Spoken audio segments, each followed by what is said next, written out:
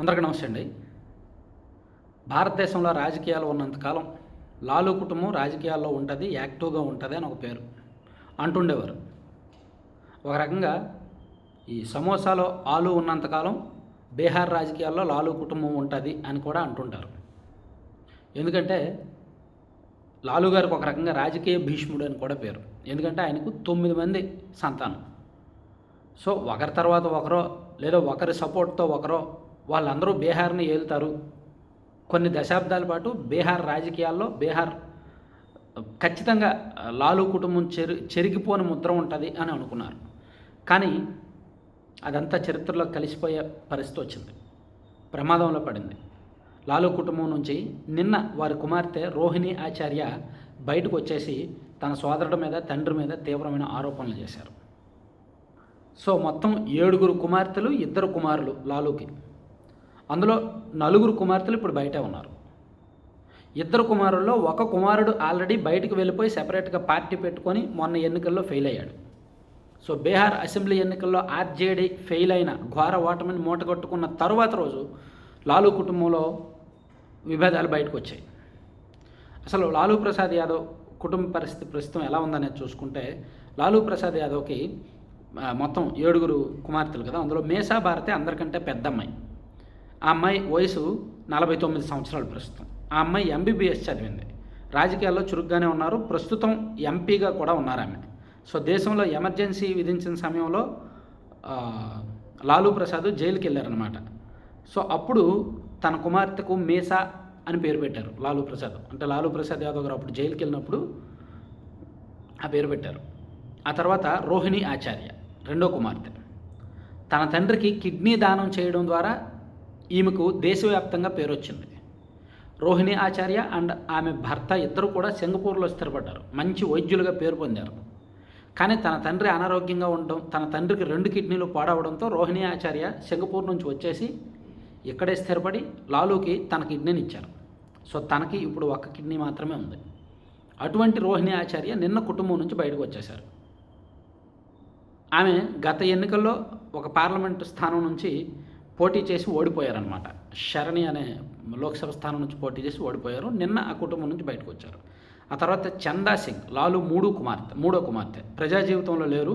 మిగతా తోబుట్టువులతో పోలిస్తే ఆమె బయటకు కనిపించేది చాలా తక్కువ. ఒక పైలట్ అయిన విక్రమ్ సింగ్ని పెళ్లి చేసుకొని ప్రస్తుతానికి ఫ్యామిలీ లైఫ్లో ఉన్నారు తప్ప రాజకీయాల్లో అంత యాక్టివ్ కాదు. ఇక రాగిణి యాదవ్, ఈమె ఇంజనీరింగ్ విద్య పూర్తి చేయకుండానే మధ్యలో వదిలేశారు. లాలూ ప్రసాద్కి 4వ కుమార్తె అనమాట. సమాజ్వాదీ పార్టీకి చెందిన రాహుల్ యాదవ్ను ఆమె పెళ్లి చేసుకొని ప్రస్తుతానికి రాజకీయాలు అంత యాక్టివ్గా లేదు. తర్వాత హేమా యాదవ్, లాలూ ప్రసాద్ యాదవ్ 5వ కుమార్తె. ఈమె బీటెక్ చదువుకున్నారు. తర్వాత వినీత్ యాదవ్ను వివాహం చేసుకున్నారు. ఈమె కూడా పెద్దగా పబ్లిక్ లైఫ్లో ఉండరు, రాజకీయాల్లో ఉండరు. తర్వాత అనుష్క కుటుంబ సభ్యులు ముద్దుగా దన్ను అని పిలుస్తుంటారు. ఇంటీరియర్ డిజైనింగ్, న్యాయ విద్య చదివారనమాట. హర్యానా రాజకీయ కుటుంబానికి చెందిన చిరంజీవి రావుతో ఆమె పెళ్లి జరిగింది. ఈమె కూడా రాజకీయంగా యాక్టివ్గా ఉండరు. ఈమె భర్త మాత్రం హర్యానాలో యాక్టివ్గానే ఉంటారు. ఈ మధ్య కొంచెం ఇబ్బందికరంగా ఉందంట. ఇక లాలూ ప్రసాద్ యాదవ్ చిన్న కుమార్తె రాజ్యలక్ష్మి. ఈమె ప్రైవేట్ యూనివర్సిటీలో డిగ్రీ పూర్తి చేసి రాజకీయ కుటుంబానికి చెందిన తేజ్ ప్రతాప్ సింగ్ యాదవ్ అనే ఆయన పెళ్లి చేసుకున్నారు. ఈమె రాజకీయంగా అంత యాక్టివ్గా లేరు ప్రస్తుతానికి. ఇక తర్వాత తేజ్ ప్రతాప్ యాదవ్, లాలూ పెద్ద కుమారుడు. సో ఈయన బీహార్ రాష్ట్రంలో గతంలో మంత్రిగా కూడా పనిచేశారు. యాక్చువల్లీ అన్నదమ్ములు ఇద్దరూ కలిపి కొన్నాళ్ళ పాటు రాజకీయం చేశారు. కానీ తమ్ముడితో విభేదాల కారణంగా ఇతను ఆర్జేడీ నుంచి బయటకు వెళ్ళిపోయి సొంతంగా ఒక పార్టీ పెట్టుకున్నాడు. సో మొన్న ఎన్నికల్లో కూడా పోటీ చేసి ఓడిపోయారన్నమాట. కుటుంబ గొడవల నేపథ్యంలో అక్క రోహిణి ఆచార్యకి ఈయన మద్దతుగా ఉన్నాడు. ఇక చివరి సంతానం తేజస్వి యాదవ్, అందరికంటే చిన్నవాడు, ఆ ఇంట్లో అందరికంటే చిన్నవాడు, రాజకీయాల్లో చురుగ్గా ఉంటాడు. లాలూ ప్రసాద్ యాదవ్ తన రాజకీయ వారసుడిగా తేజస్వి యాదవ్కే మద్దతు ఇస్తున్నాడు. తేజస్వి యాదవ్ కూడా మంచి వాక్పటం ఉంది. గతంలో డిప్యూటీ సీఎంగా ఆ రాష్ట్రంలో పనిచేశాడు. ఆ కమ్యూనిటీలో పేరుంది, ఆ ప్రాంతంలో మంచి పేరుంది, పార్టీ మీద పట్టుంది, రాజకీయంగా కూడా తెలివితేటలు ఉన్నాయి, విజ్ఞత ఉంది, సంస్కారం ఉంది, అన్నీ ఉన్నాయి. కానీ కుటుంబాన్ని మాత్రం నిలబెట్టుకోలేకపోయాడు. కుటుంబంలో మాత్రం విభేదాలకు తనే ఒక కారణం. ఎందుకంటే అందరితో విభేదాలు వచ్చినప్పుడు అందరూ కలిపి ఈయన వైపే వేలెత్తి చూపే పరిస్థితి వచ్చింది. కానీ తన తండ్రి మాత్రం తేజస్వి యాదవ్కి సపోర్ట్గా ఉంటారనమాట.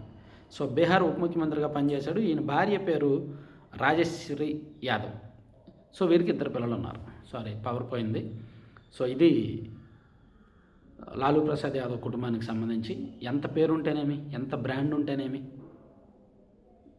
కుటుంబం నిలబెట్టుకోలేనప్పుడు, కుటుంబ విలువలు లేనప్పుడు, డిసిప్లిన్ లేనప్పుడు, రాజకీయ వారసత్వాన్ని పిల్లలు కొనసాగించలేనప్పుడు ఏమంటారు?